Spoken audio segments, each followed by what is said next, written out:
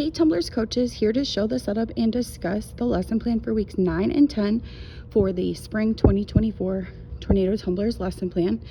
You can see here how I have the floor area laid out, and notice that it does kind of leak into our warm-up areas. So obviously we can't start with it set up that spread out, but I do think that it's smart to use the space when you do have it, and there's not a lot of equipment to move, it's more dots. So I would suggest trying to spread out a little more like this during the floor session. I did video myself doing each of these stations and we'll include that here, but wanted to show with the dots specifically because when they're doing cartwheels here and handstands there, that's the easiest time for somebody to line up too close behind a child and get kicked in the stomach or under the chin or the nose.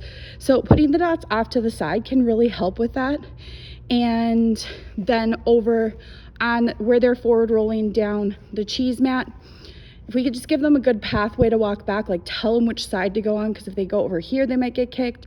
And then to not be standing next to the cheese mat because some kids might roll sideways. Then over on this area, I did do a video of a letter T on the medium beam and then a teeter-totter, so you can see what we're trying to get those to look like. But remember, that's an introduction to a handstand, and it also says you can do kicks forwards if you prefer not for your class to have them try and do something that difficult up on the middle of the beam. The shoelace is not there for any reason. I just forgot to take it off. And the pit pillow is under the beam currently because we are using it like that for preschool. And if you feel like that enhances your class, makes the kids more confident and do more up there, feel free to leave it. However, if you've got a class where you feel like they've been being so brave and you don't want them to go backwards like that, please pull it out. So whatever fits for you and your class.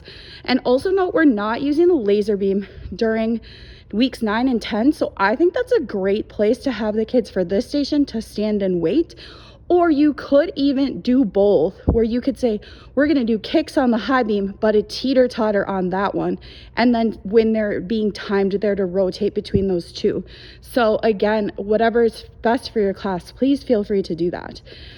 Then here I have a possible setup for spider hang. I still think that's a big far reach for maybe some 5-year-olds, and it might be smart for us to put the 2 velcroed 8 inches under the bar instead, and then we can add that purple mat too for the even smaller kids.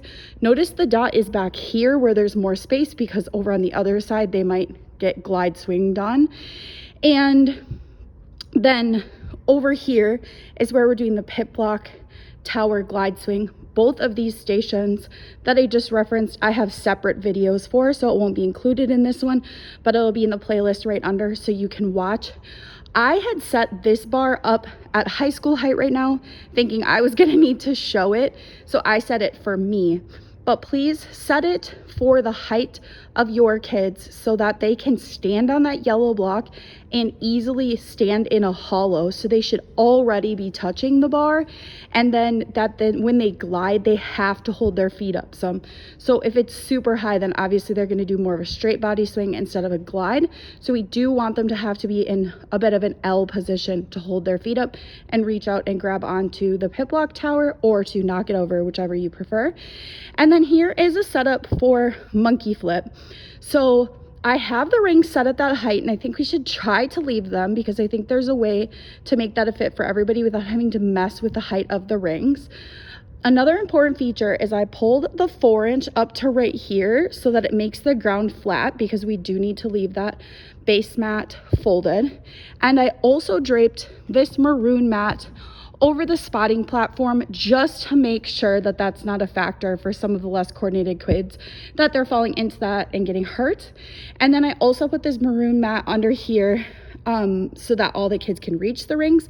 And if you feel like that's not going well, sometimes you get those younger classes and you feel like they're just going to fall off the panel mat.